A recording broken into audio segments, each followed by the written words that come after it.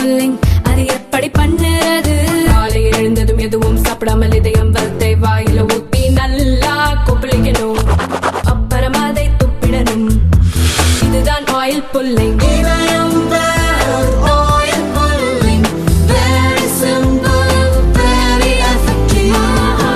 வணக்கம், இது உலகம் இன்று.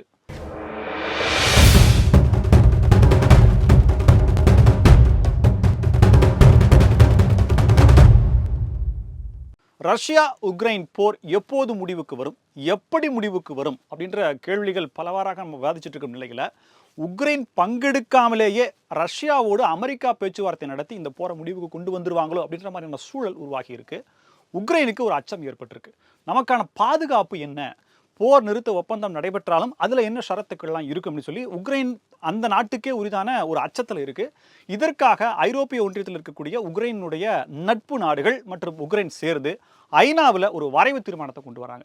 உக்ரைனுக்கான நீடித்த நியாயமான ஒரு விவரமான ஒரு பாதுகாப்பு ஏற்பாடுகளை செய்யணும் அப்படிங்கிற மாதிரியான நிறைய ஷரத்துகள் இருக்கக்கூடிய ஒரு தீர்மானத்தை, வரைவு தீர்மானத்தை ஐநா பொதுச்சபையில் கொண்டு வராங்க. இதை பொது வாக்கெடுப்பு விடுறாங்க.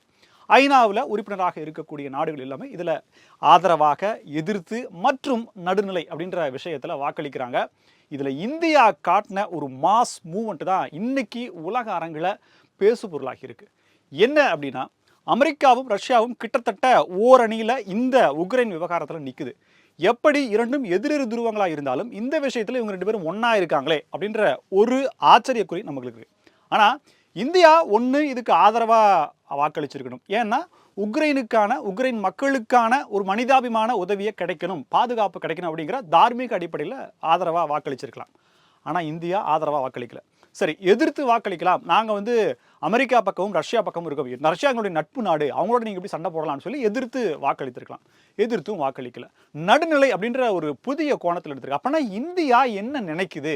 உலக அரங்கில் இந்தியா யாரையெல்லாம் பகைத்துக்கொள்ள வருகிறது, ஏன் பகைத்துக்கொள்ள அப்படின்ற மாதிரியான வார்த்தை பயன்படுத்துகிறோம் அப்படின்னா, ரஷ்யாவும் அமெரிக்காவும் ஓரணியில் இருக்குது, இந்த போரை நிறுத்தணுன்ற முனைப்பில் இருக்குது, அழுத்தம் கொடுக்குறாங்க. இந்த போர் நடந்து கொண்டிருக்கக்கூடிய அந்த உக்ரைனை கூட கலந்துக்க வைக்காம போரை முடிவுக்கு கொண்டு வரக்கூடிய அழுத்தத்தை அமெரிக்காவினுடைய தற்போதைய அதிபர் ஜெலன்ஸ்கிக்கு, உக்ரைன் அதிபருக்கு கொடுக்கிறார். அடுத்த வாரம் ஜெலன்ஸ்கி அமெரிக்கா செல்ல இருப்பதாகவும், இந்த கனிமங்கள் இருக்கக்கூடிய உக்ரைனில் இருக்கக்கூடிய தனிமங்களை இதுவரை நடந்த போருக்கு அமெரிக்கா கொடுத்த உதவி கிட்டத்தட்ட $180 பில்லியன். எவ்வளோ பணம்னு நீங்களே யோசிச்சுக்கோங்க. ஒரு நாட்டினுடைய தலைமை பொறுப்புக்குள்ளே இருக்கக்கூடிய ஒரு நபர் ஒரு போரை முன்னெடுக்கிறார் அப்படிங்கிறதே ரொம்ப யோசிச்சு செய்ய வேண்டிய விஷயம். சரி, யாரோட போர் பண்ணுறார் அப்படிங்கிறதா யோசிச்சிருக்கும். ரஷ்ய அதிபர் விளாடிமிர் புட்டின் எப்படிப்பட்டவர், அவருடைய பின்புலம் என்ன, எப்படி அந்த இடத்துக்கு வந்தார் அப்படின்றத யோசிச்சிருக்கணும். சரி, அவர் என்ன நினைச்சு எடுத்தாரோ தெரியல. கிட்டத்தட்ட 3 வருடங்களை கடந்து 4வது வருடமும் இது வந்திருக்கக்கூடிய வாய்ப்புகள் இருக்காது, அமெரிக்காவுடைய சப்போர்ட்டை வச்சு நம்ம சீக்கிரமாக வெளியில் வந்துடலாம், நேட்டோவில் இணைஞ்சலாம் அப்படின்ற நினைச்சாரோ என்னவோ தெரியல. ஆனால் இப்படிப்பட்ட முன்னெடுப்பின் காரணமாக தன் நாட்டில் இருக்கக்கூடிய தன்னுடைய நிதியே இல்லாமல், தனக்கு அந்த ரஷ்யாவை எதிர்க்கக்கூடிய அளவுக்கான ஆயுதங்கள் இல்லாமல், முழுக்க அமெரிக்காவினுடைய ஆதரவை நம்பியே இந்த போரை முன்னெடுத்து இன்னைக்கு விழி பிதுங்கி நிற்கிறது அப்படின்னா அது உக்ரைன் தான். ஸோ $180 பில்லியன் இதுவரைக்கும் பைடன் அரசு ஜெலன்ஸ்கிக்கு அரசுக்கு கொடுத்தது, போருக்காக கொடுத்தது, தளவாடங்கள் மற்றும் பல உதவிகள் அப்படிங்கிறலாம் கணக்கு எழுதி வச்சிருக்காங்க. இந்த பணத்தை நான் வாங்குவேன்னு சொல்லி கங்கணம் கட்டியிருக்காரு. இதுக்கு ஒன்றும் பெரிய சிரமப்பட்ட மாதிரியே தெரியல. உக்ரைனில் இருக்கக்கூடிய நிலப்பரப்பெல்லாம் அப்படியே ஒட்டுமொத்தமாக ஒரு 10 அடி தோண்டி எடுத்துட்டு வர என்னமோ தெரியல. அங்கே இருக்கக்கூடிய விலை மதிப்பில்லாத தனிமங்களை இவருடைய ஒப்புதலே இல்லாமல் நீ போட்டு தான் ஆகணும் அப்படின்ற ஒரே ஆப்ஷன். ஏன்னால் அவருக்கு நிர்பந்திக்கப்பட்டது அதுதான், நான் சொன்னானே கையெழுத்து பண்ணணும் அப்படின்ற ஒரு அந்த உலக வல்லரசினுடைய மைண்டில் ட்ரம்ப் அவர்கள் இருக்கிறாரா அப்படின்ற மாதிரிலாம் இருக்குது. ஜெலன்ஸ்கிக்கு இருக்கக்கூடிய மக்களை எப்படி பாதுகாக்கிறது, போர் நிறுத்த ஒப்பந்தம் வந்த பிறகு மக்களுக்கான பாதுகாப்பு என்ன, வரையறை என்ன, பிடிக்கப்பட்ட நிலப்பரப்புகள் எல்லாமே ரஷ்யாவுக்கு தான் சொந்தம் சொல்லி அமெரிக்க அதிபர் சொல்கிறாரு. எப்படி இது சாத்தியமாகும்? அந்த பகுதியில் இருக்கக்கூடிய வாழ்ந்த மக்கள் அப்படின்னா அவங்களுக்கான விஷயங்கள் என்னன்னு சொல்லி பலவாறாக ரொம்பவே புலம்புறாரு. இந்த நிலையில் தான் பிரான்ஸ் அதிபர் இம்மானுவேல் மேக்ரான் அமெரிக்க அதிபர் ட்ரம்ப் அவர்களை சந்தித்து பேசியிருக்காரு. உக்ரைனுக்கு ஆதரவாக சில விஷயங்களை பேசியிருக்காரு. நீங்கள் முன்னெடுக்கிறீங்க, இதில் பாதுகாப்பு அம்சங்கள் என்ன இருக்குது, ஷரத்துக்கள் என்ன இருக்குது, உக்ரைன் மக்களுக்கான பாதுகாப்பு நிச்சயமாக இதில் இடம்பெறணும் இல்லையா, நீங்கள் அது இல்லாமையே நீங்கள் போரை நிறுத்துவதற்கான முனைப்புகளை காட்டி வரீங்களே, இது சரியா அப்படின்ற மாதிரியான நேரடியாக ஒரு அழுத்தத்தை சொல்லியிருக்கார். இந்த கலவரங்களுக்கு இடையில தான் நேற்று ஐநா பொதுச்சபையில் இந்த வாக்கெடுப்பு அப்படிங்கிற நடந்ததுல இந்தியா நடுநிலை வகித்தது அப்படிங்கிறதுலாம் இந்தியாவினுடைய இத்தனை ஆண்டு கால இப்போ ஒரு நாட்டுக்கும் இன்னொரு நாட்டுக்கும் நட்பு அப்படிங்கிறது ஒரு மாசத்துலயோ ஒரு வருஷத்துலயோ நடந்துறது கிடையாது. பல ஆண்டு காலமாக கொள்கை ரீதியாக அங்க இருக்கக்கூடிய கொடுக்கல் வாங்கல் காரணமாக நாம் நடந்து கொள்ளும் நடத்தையின் காரணமாக பிணைப்பால வர்றதான் நாட்டுக்கும் இடையிலான நட்பு. அப்படித்தான் ரஷ்யாவுக்கும் இந்தியாவுக்கும் இவ்வளவு காலமாக பல பிரச்சனைகள்லையுமே இருந்தது. ஆனால் இப்போது அது எங்கு சென்றிருக்கிறது அப்படின்ற ஒரு கேள்வியோடு இந்த ஐநா பொதுச்சபையில் எடுக்கப்பட்ட வாக்குறுதியில இந்தியா ஏன் நடுநிலை வகிக்குது? அப்ப அமெரிக்காவையும் ரஷ்யாவையும் ஒரு சேர இந்தியா எதிர்க்க துணிகிறதா அப்படின்ற ஒரு கேள்வியை போடுறாங்க. ஏன் அப்படின்னா ரெண்டு நாடும் போர் நிறுத்த ஒப்பந்தம் இருக்காங்க, நீங்க ஒண்ணு ஆதரவு இல்லை எதிர்ப்பு தெரிவிக்கணும், நீங்க ஏன் நடுநிலை வகிக்கிறீங்க அப்படின்றதெல்லாம் இந்த இடத்துல தான் இந்தியா ஒரு அணி சேரா நாடு அப்படிங்கிறத பட்டவர்த்தனமா அழுத்தம் திருத்தமா உலக நாடுகளுக்கு சொல்றாங்க. ரஷ்யாவை ஆதரிச்சோம் அப்படின்னம்னா, ரஷ்யாவுக்கு நட்பு நாடா நெருக்கமா இருந்தோம் அப்படின்னம்னா அது அமெரிக்காவுக்கு பொல்லாப்பு. அமெரிக்காவுக்கிட்ட ஏதாவது ஃப்ளைட் ஜெட்டு விமானத்தை வாங்கணும் அப்படின்னா அது ரஷ்யாவுக்கு பிடிக்காது. ஸோ இவங்க ரெண்டு பேரும் வைக்கல நாட்டாம பங்காளி மாம மச்சா சண்டையில இந்தியா ஏன் இப்படி இருக்கணும்? ஸோ இந்தியா எந்த நாட்டையும் பகைத்துக் கொள்ளக்கூடாது. இன்னைக்கு வரைக்கும் இந்தியா ஒரு இறக்குமதி நாடாகவே தான் இருக்கிறது.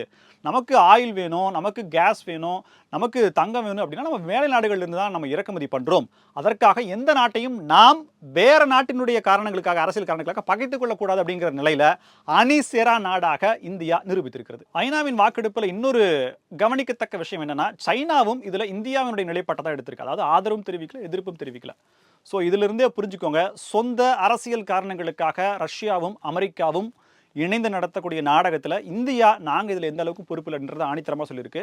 இதில் சைனாவும் சொல்லியிருக்கு. இப்போ நீங்கள் இதுலேருந்து எடுத்துக்கலாம்னா அப்போ சைனாவும் இந்தியாவும் நட்பு நாடுகளா அப்படின்ற கேள்வி இந்த இடத்துல வருது. இதில் என்ன அப்படின்னா, ரஷ்ய அதிபர் விளாடிமிர் புதின் தொலைபேசியில் அமெரிக்க அதிபர் ட்ரம்ப் கிட்ட பேசும்போது அழைப்பு விடுத்ததாகவும் கூடிய விரைவில் இந்த ஒப்பந்தமானது, அதாவது உக்ரைன் ரஷ்யா போர் முடிவுக்கான ஒப்பந்தமானது கையெழுத்தான பிறகு நான் புட்டினை போய் சந்திப்பேன் அப்படின்றாரு. காலங்காலமா எதிரிரு துருவங்களா பல விஷயங்களுக்கு கான்ட்ரவர்சியலா நின்ன அமெரிக்காவும் ரஷ்யாவும் ஒரு நேர்கோட்டில் இருக்காங்க, ஒரு புள்ளியில் இருக்காங்க அப்படிங்கிறது எந்த அளவிற்கு சாதகமானதா பாதகமானதா இல்ல சுயநலமானதா அப்படின்ற மாதிரியான பல கேள்விகள் நம்ம முன்னாடி நிக்குது. பிரான்ஸ் அதிபர் இம்மானுவேல் மேக்ரான் போய் அதிபர்கிட்ட பேசி இந்த உக்ரைன் விஷயமா பேசினார் அப்படின்றத நான் முன்னாடியே சொல்லியிருந்தேன். இதுல ஒரு சரணாகதி அடையும் விஷயமா இந்த அமைதி ஒப்பந்தம், போர் நிறுத்த ஒப்பந்தம் அப்படிங்கிறது இருக்கக்கூடாது அப்படிங்கிறது அழுத்தம் திருத்தமாக கோடிட்டு காட்டியிருக்காரு. பிப்ரவரி 17 கத்தார் மன்னர் ஷேக் தமீம் பின் ஹமாத் அல் தானி இந்தியா வந்தாரு. விமான நிலையத்துக்கே போய் இந்திய பிரதமர் நரேந்திர மோடி அவர்களை வரவேற்று கூட்டி வந்தாங்க. அப்போது நடத்தப்பட்ட பேச்சுவார்த்தை அப்படிங்கிறது இந்த ஒப்பந்தம், இந்த விஷயங்கள் அப்படிங்கிறது இருக்கு. என்ன அப்படின்னா, அமெரிக்காவோடு மிக அதிகமான பொருட்களை இந்தியா வாங்கணும் அப்படின்னு சொல்லி அமெரிக்க அதிபர் ட்ரம்ப் அவர்கள் வலியுறுத்தியதாகும். சரி, ஓகே, நாங்கள் நேச்சுரல் கேஸ், அதாவது எல்பிஜி, இன்னும் அந்த இயற்கை எரிவாயு மற்ற நாடுகள்ல தான் வாங்குறோம், அமெரிக்காவிலிருந்து நாங்கள் வாங்கிக்கிறோம், ஏன்னா அமெரிக்காவில் அந்த வளம் இருக்குது, ஸோ அமெரிக்காவிலேருந்து வாங்கி அதை ஈடு செய்யும் அப்படின்ற மாதிரியான ஒரு விஷயம் கிட்டத்தட்ட ஒரு அதிகாரப்பூர்வமாக முன்வைக்கப்பட்டது. ஆனால் ஏற்கனவே கத்தார் அரசோடு செய்யப்பட்ட ஒப்பந்தம் என்னவாகும்? குறிப்பிட்ட அளவிற்கான இந்த இயற்கை எரிவாயுவை நாங்கள் உங்கள்கிட்ட வாங்கணும்னு சொல்லி போடப்பட்ட ஒப்பந்தம். இப்போ இந்தியாவினுடைய தேவை அப்படிங்கிறது ஒரு லிமிட்டட் தான். அதை நீங்கள் அமெரிக்கா கிட்ட வாங்குறீங்க அப்படின்னா ஏற்கனவே கத்தாரோடு போடப்பட்ட ஒப்பந்தம் அப்படிங்கிறது கேன்சல் ஆகுமா அப்படிங்கிற இந்த மெயினான விஷயத்தை பேசுறதுக்காக தான் கத்தார் மன்னர் நேராகவே பிப்ரவரி 17 இந்தியா வந்தார் அப்படின்ற காரணங்கள் இப்போது அரசியல் கருத்துக்களை உலா வருது. இதுலையுமே கத்தாருக்கு எதிராக இந்தியா நடந்து கொள்ளாது, எல்லா நாடுகளுக்குமான ஒரு நட்பு நாடாகத்தான் இந்தியா இருக்கும் அப்படின்றதையும் இந்தியா உறுதிப்படுத்தியிருக்கு. போன வாரம் இந்த இஷ்யூவை பற்றி அமெரிக்க அதிபர் ட்ரம்ப் அவர்கள் பேசும்போது உக்ரைன் அதிபர் ஜெலன்ஸ்கியை சர்வாதிகாரி அப்படின்ற மாதிரியான வார்த்தையை பயன்படுத்தி கடுமையான சொல்லாக அந்த சொல்லை பயன்படுத்தி பேசியிருந்தார். அதன் பிறகு எந்த இடத்துலையுமே ரஷ்ய அதிபர் விளாடிமிர் புதின் அவர் அந்த மாதிரியான வார்த்தைகளை பயன்படுத்தவே இல்லை. இதை தாண்டி பிரான்ஸ் அதிபர் இம்மானுவேல் மேக்ரான் அமெரிக்க அதிபரை சந்தித்து பேசிய பிறகு ட்ரம்ப் அவர்கள் தெரிவிக்கிறாங்க, செய்தியாளர் சந்திக்கிறாங்க. அப்போ அவர் தெரிவிக்கிற கருத்து அப்படிங்கிறது முக்கியத்துவம் பெறுது. இன்னும் ஒரு வாரத்தில் மேக்ஸிமம் 7 டேஸில் இந்த உக்ரைன் ரஷ்யா வார் அப்படிங்கிறது முடிவுக்கு வந்துடும் அப்படின்னு இருக்காரு. கூடிய விரைவில் ஜெலன்ஸ்கி அமெரிக்கா வருவார், உக்ரைனில் இருக்கக்கூடிய கனிமங்களை எடுக்கக்கூடிய அந்த தீர்மானத்திலையும் அந்த ஒப்பந்தத்திலையும் கையெழுத்திடுவார் என்று எதிர்பார்க்கிறேன் அப்படின்ற மாதிரியான விஷயத்தையும் சொல்லியிருக்கார். ஸோ எந்த அளவிற்கு நிர்பந்தம் உக்ரைன் அதிபருக்கு இருக்கிறது அப்படிங்கிறத நம்ம வெளியிலிருந்து பார்க்க முடிகிறது. இது உக்ரைனுக்கு ஒரு சரணாகதியாக இல்லாமல் உக்ரைன் மக்களுக்கான இந்த போர் நிறுத்த ஒப்பந்தம் நடந்த பிறகும் உக்ரைன் மக்களுக்கான பாதுகாப்பு அப்படிங்கிறது உறுதிப்படுத்தப்படணும் அப்படிங்கிறதா இப்போதைய கோரிக்கையாக இருக்கு. அமெரிக்க அரசினுடைய டிஓஜி குழுவினுடைய தலைவர் எலான் மஸ்க் அவர்கள் அமெரிக்காவில் இருக்கக்கூடிய அரசு ஊழியர்களுக்கு ஒரு மெயில் அனுப்பிச்சிருந்தாரு, கெடு விதிச்சிருந்தார். இன்னைக்கு சாயந்தரத்துக்குள்ள உங்களுடைய ஒர்க் ரிப்போர்ட் என் டேபிள் இருக்கணும், இல்லைனா அப்படின்ற மாதிரி போட்டு ஒரு எச்சரிக்கை பதிவு மாதிரி அதை போட்டிருந்தாரு. இதற்கு அமெரிக்காவில் வேலை பார்க்கக்கூடிய அரசு ஊழியர்கள் மத்தியில் கடுமையான எதிர்ப்பு அப்படிங்கிறது கிளம்பி இருக்கு. எலான் மஸ்க் யார் எங்களுக்கு சொல்றதுக்கு, எங்களுக்கு கமாண்ட் பண்றதுக்கு அவர் யார், அவருக்கு என்ன அதிகாரம் இருக்கு, அவர் யார் எலெக்ட் பண்ணாங்க, அந்த பொறுப்புல வச்சது யார் அப்படின்ற மாதிரிலாம் பல எதிர்ப்புகள் அந்த அரசு ஊழியர்கள்ட்ட இருந்து எழுந்திருப்பதாகவும், ரெண்டாவது ஒர்க் ரிப்போர்ட் அப்படிங்கிறது என்ன மாதிரியான கான்செப்ட், இது எதுக்காக வாங்குறீங்க அப்படின்ற மாதிரியான, அதாவது இதன் மூலியமாக ஆட்குறைப்பு நடவடிக்கைகளில் அரசு நிர்வாகம் இறங்குமா அப்படின்ற ஒரு அச்சமும் கலக்கமும் அரசு ஊழியர்களிடையே எழுந்திருக்கு. ஸோ பரவலாக அரசு ஊழியர்கள்ட்ட எதிர்ப்பு அப்படிங்கிறது நேராக எலான் மஸ்க் கிட்ட போகிறதை தாண்டி ட்ரம்ப் நிர்வாகம் அவர்கள் மீது போயிருக்கு. ஸோ இது அவர் தெரிஞ்சுக்கிட்டு அவர் இதுக்கு ஒரு எக்ஸப்ஷன் கொடுத்துருக்காரு. என்ன அப்படின்னா, நீங்கள் ஒரு வாரம் டைம் எடுத்துக்கோங்க அப்படின்ற மாதிரியான ஒரு விஷயம் சொல்லியிருக்காங்க. ரெண்டாவது, எலான் மஸ்க் அவர்களுடைய மெயிலை நீங்கள் பொருட்படுத்தாதீங்க அப்படின்ற மாதிரியான விஷயத்தையும் சொல்லியிருக்காங்க. இருந்தாலும் ட்ரம்ப் அவர்கள் தன்னுடைய சொந்த நாட்டில் இருக்கக்கூடிய அரசு ஊழியர்களினுடைய எதிர்ப்பை குறுகிய நாட்கள்லேயே சம்பாதித்திருக்கிறாரா அப்படின்ற மாதிரியான ஒரு பார்வையை வைக்கிறாங்க. எலான் மஸ்க் எடுக்கக்கூடிய எல்லா நடவடிக்கைகளுமே அமெரிக்காவினுடைய பொருளாதார வளர்ச்சி, தொழில் வளர்ச்சி அதுக்கு உதவும் அப்படிங்கிறத பார்க்குற அதே இன்னொரு மறுபக்கத்தில் யாரேனும் சிலர் பாதிக்கப்படுகிறார்கள்.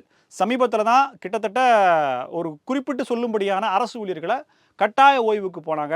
இன்னொரு டிபார்ட்மெண்ட்டில் அவங்கள கட்டாய விடுப்பில் இருக்கிறதாகவும் சொல்லியிருக்காங்க. இப்படி பலவாறான நடவடிக்கைகள் அப்படிங்கிறதும் இவர் சொல்லித்தான் இவர் கேட்குறாரா, அதாவது எலான் மஸ்க் சொல்லித்தான் அதிபர் ட்ரம்ப் கேட்குறாரா அப்படின்ற மாதிரி இருக்கும் நிலையில் ரெண்டு பேரும் மேலேயுமே அரசு ஊழியர்கள் மத்தியில் ஒரு எதிர்ப்பு, கோபம் அப்படிங்கிறது உருவாகி இருக்கிறதோ அப்படின்ற மாதிரியான அச்சம் ஏற்பட்டு. உலக நிகழ்வுகளை உண்மை செய்திகளாக அறிந்து கொள்ள தொடர்ந்து இணைந்திருங்கள் தினமலருடன். இது உலகம் இன்று. நன்றி நேயர்களே.